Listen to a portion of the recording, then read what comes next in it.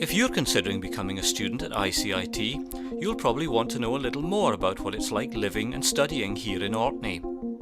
If you're watching this video, then you've probably already looked at the course details and are interested in the syllabus. But of course, what you're going to be learning is only one of the things you need to know to help you decide if a course is right for you. For many people, where and how they study is just as important. Of course, most universities are in or near big cities like London or Edinburgh. Living in a city can be great fun naturally. In fact, many of us will spend most of our lives in big cities. Well, studying at ICIT is a bit different, and what we hope to do in this video is to give you a feeling for Orkney the place and what it's like being a student here at ICIT. One thing that is generally agreed is that it's a truly unique place, and for most people the chance to live and study here is something that only comes once in a lifetime. The first two questions most students ask about Orkney are, firstly, where in the world is it? And how do I get there? Well, Orkney is a group of about 20 islands just off the north coast of Scotland. That's approximately 300 miles north of Edinburgh and 600 miles north of London. Most people live on the largest island, called mainland.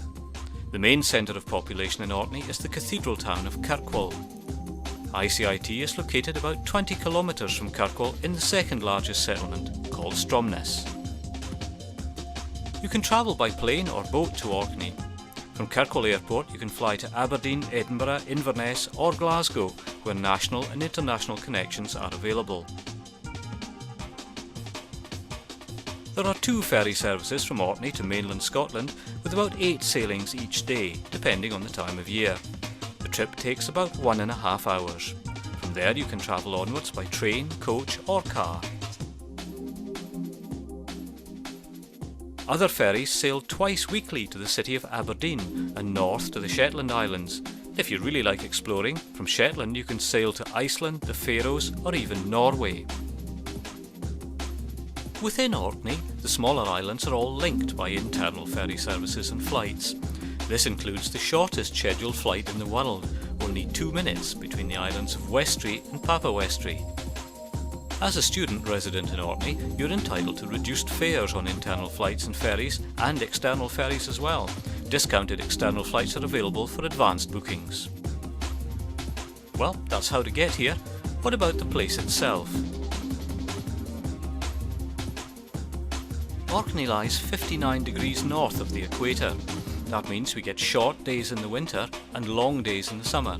In June the sun is in the sky for over 18 hours and it never really gets dark. In midwinter we only get 6 hours of sunlight, but the night skies are often lit by the northern lights, Aurora Borealis. The weather is heavily influenced by the sea and the westerly airstream from the Atlantic. There's an Orcadian saying that if you don't like the weather, just wait 5 minutes, it's sure to change. The seas are warmed by the North Atlantic drift, so despite being so far north, the weather is seldom very cold. It can snow heavily in the winter, but frost and ice seldom last long. We can also get dramatic storms in the winter, with most years seeing at least one 100-mile-per-hour storm. But spring brings a dramatic transformation, and summer days are long. Visiting for the first time, many people are surprised by how green and fertile the land is. Sandstone geology combined with long hours of sunlight make the land very productive. A combination of good farmland and the productive seas around the islands have created a prosperous economy. Farming, fishing and tourism are the traditional mainstays.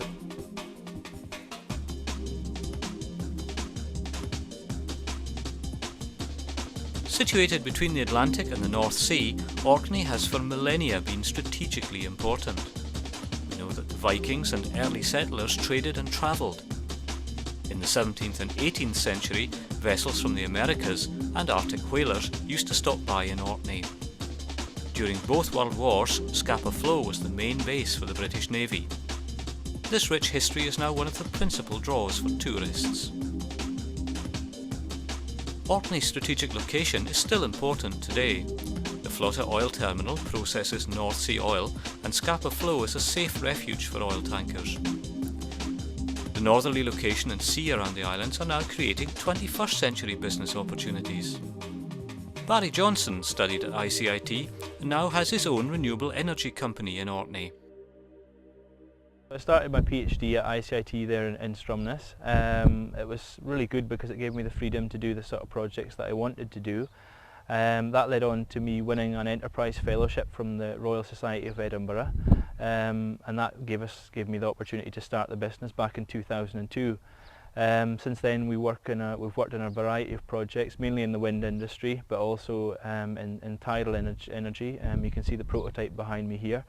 We also work in the wave energy industry. And I mean, Orkney's the place to do it. It's a huge market here, a huge emerging industry starting in Orkney here, and that's where we're at the moment.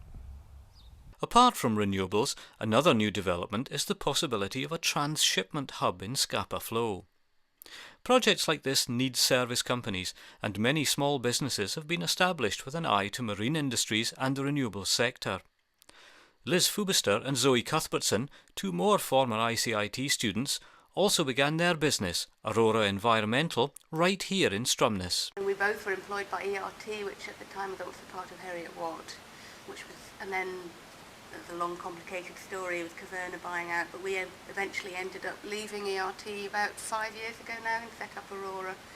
And we've grown from 2 of us in the back bedroom to 10 of us in our lovely building with our lovely view out the window. And 50% of the people who we employ are actually ex-ICIT students. And in terms of the renewables work that we've been getting involved with, it's really in the past 2 or 3 years that's really taken off, and obviously the presence of the EMEC tidal test facility here in Orkney has really given us a good opportunity to get involved with the renewables and bring across some of the experience from the offshore oil and gas industry and other coastal industries that we've worked in to apply that to the renewable side of things. So we're seeing our work increasing in that area, definitely.